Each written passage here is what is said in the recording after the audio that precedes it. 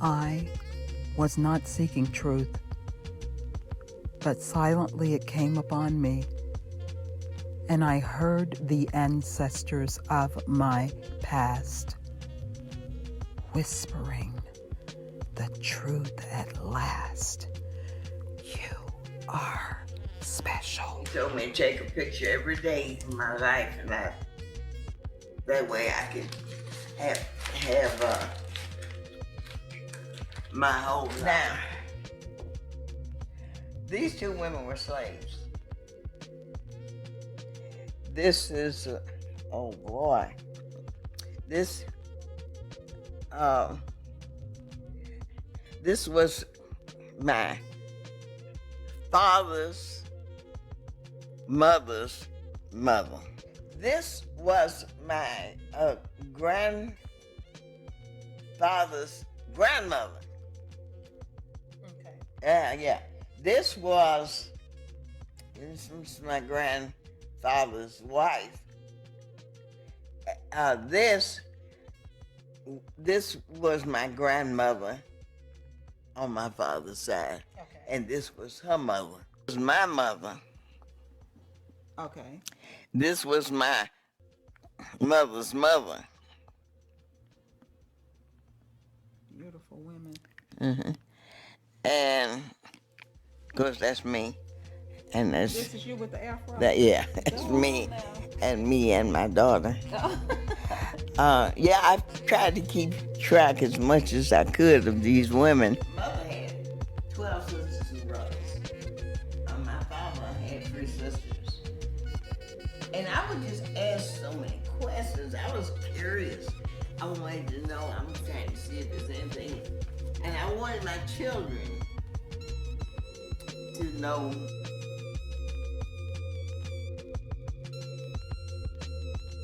This was a cousin. He's a minister now. But he went to Africa. He went to Ghana. Okay. And he went back. That's how he found it out. Yeah. So he said, yeah, I found out. I've always been a queen, and you never knew it. When I lay bound in chains, and you never knew it. When I stood on the auction block, and you never knew it. When my back was scarred and striped, you never knew it. When they lynched my son, when they shamed my men, when I took hate and scorn and turned it into love, you should have known. By all my heart had seen, above all others, you should have seen that I have always been a queen. There's an interesting piece behind you. What? Do you know about that piece? The picture with the African... that piece? Yes, ma'am. I know someone, a young man that I don't even remember his name. I'm sure it's on that. He did that for me. It's beautiful. He gave it to me. It's African art. Right. Yeah, because I've always been proud to be African. That's they used to tease me in school when I was in elementary school. I knew that my ancestors came from Africa, and I was very proud of that. But I also knew, because I had asked, because I knew I had white ancestors over here in the United States. And I said, I couldn't figure that out. Now you know when somebody's white.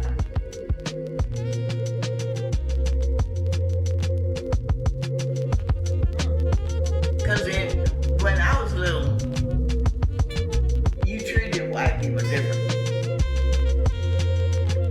We still, had the different fountains to drink out of, and you on the sidewalk, you got off the sidewalk and walked and stuff like that.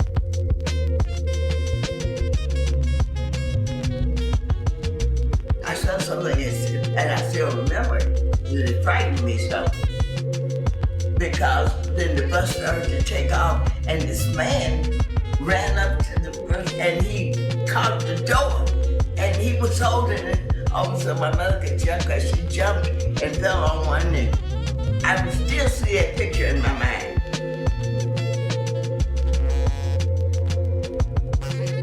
Still, I was so little that she had to take me up, put me off the bus, and I was standing there looking at this, and I thought my mother was gonna die. I didn't know what was gonna happen to her. I never forgot that incident, and I never forgot. I never did link find a difference between two people because the bus driver was white. But the man that ran up there and snatched that dog, he was white too. And then I didn't know the difference, the name thing. I remember asking, how you know when somebody's white? Because I had lots of cousins who were blonde and had blue eyes. A lot of all kinds of colors. A lot of my people came from Louisiana on my father's side, and they came from South Louisiana, all the way up,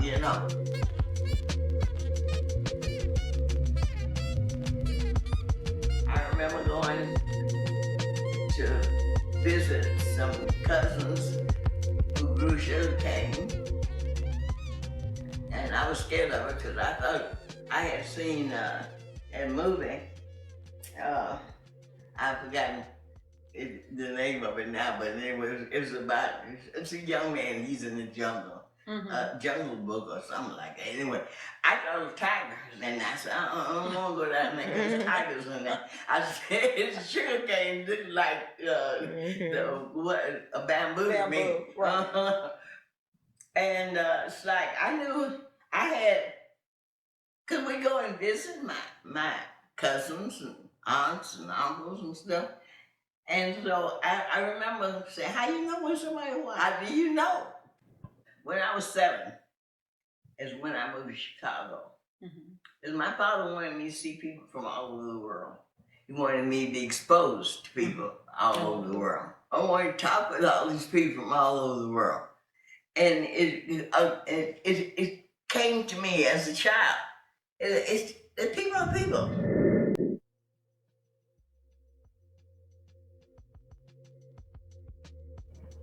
Just let God be God.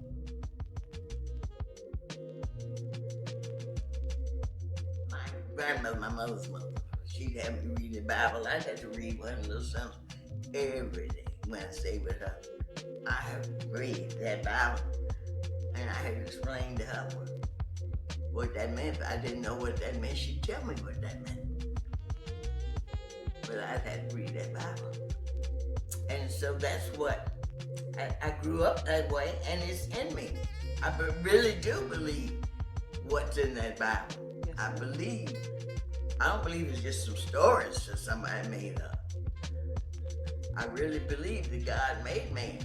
And since God is God, my concept of God made man, and he equipped him with whatever he needed to be here to do his work, whatever he put us in to do. He gave us different talents, we call them. Like he intended for me to teach. I didn't know that when I was little. I just be doing things. And he knew how he wanted me to teach. Because as long as I can remember, I have been acting. I wouldn't make up. I have no brothers and sisters. So I had these play brothers and sisters that I'd make up in my mind. I would make up a little game, and I'd be everybody in the game. If I would say something where it was a farmer, and his wife and his children and grandchildren and all of that, I'd have to be everybody because I didn't have anybody to play with. I didn't have many brothers and sisters. So God was preparing me. He said, I want you to teach, and I want you to teach in this method. I want you to act.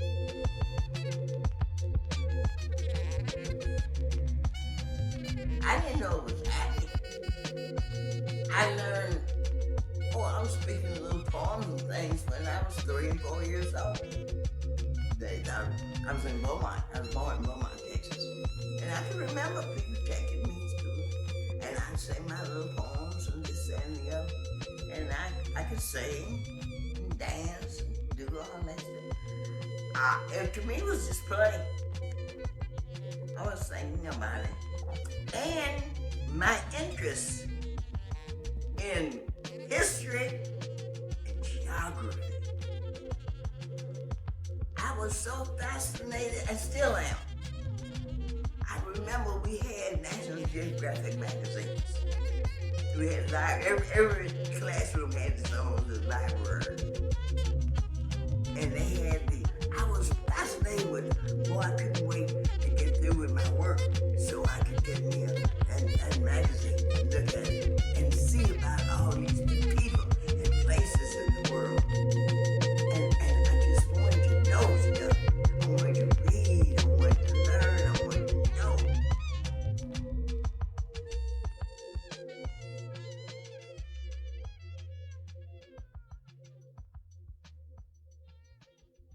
I loved history and geography. Those were my favorite 2 subjects.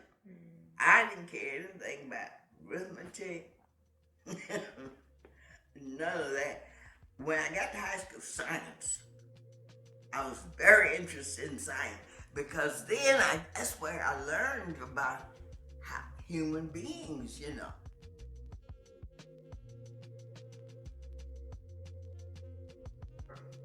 Because I wanted to work, make my own money. So my mother did get me a job. I worked at the hospital and I was a nurse's aide. And I learned things, and I know I worried them to death because the nurses, the doctors, and anybody, I may ask them questions, and every now and then we would get a chance to observe a surgery. They would be upstairs. They said, you can't talk, you can't sing anything, you just can watch.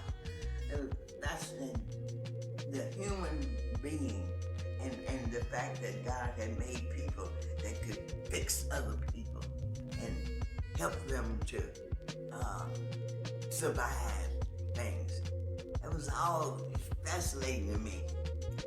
And I remember my mother said that they knew I was going to be a teacher because when I was a baby, when I first started playing anything, as soon as I learned to do something, I wanted to run outside and show somebody else how to do that.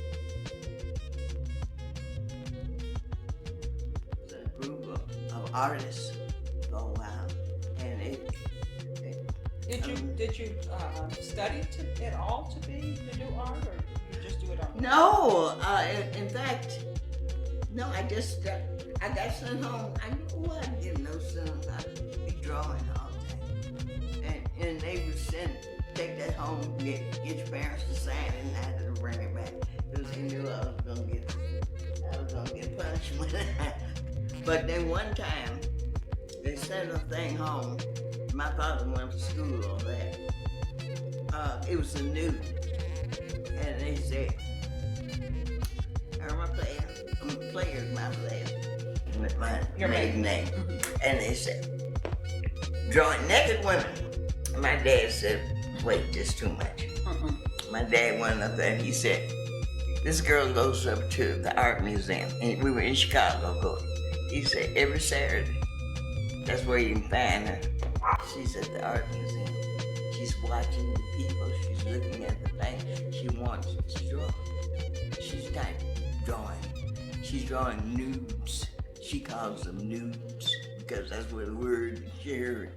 She's not thinking about naked women." And my dad stopped that.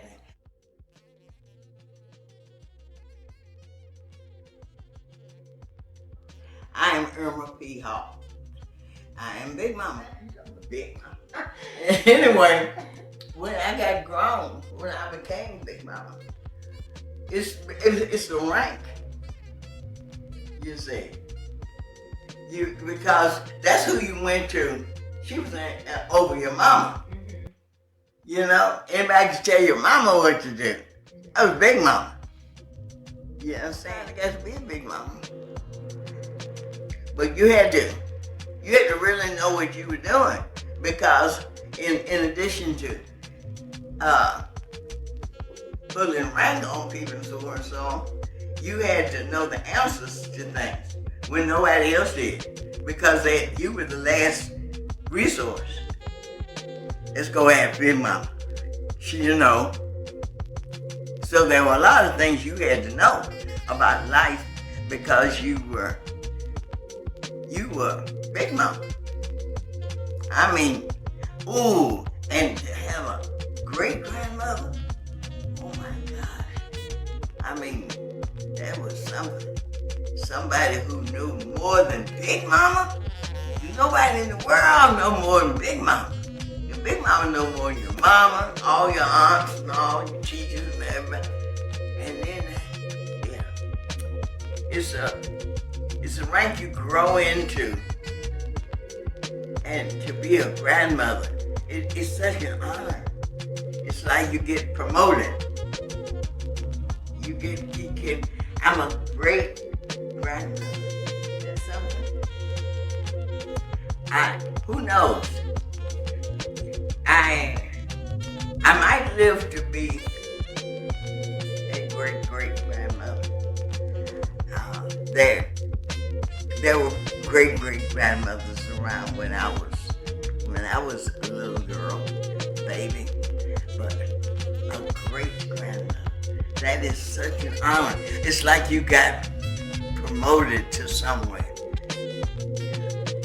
I'm one step above grandmother. And if you take that apart, that has meaning. That is somebody that you can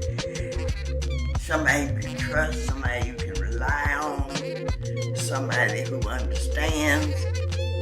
I remember talking to my grandmother when my parents didn't understand what was going on. And I talked to my grandmother. My grandmother knew. I really believe my grandmother never went to school a day in her life, and I thought she was smarter than my mother and my father. They both went to college.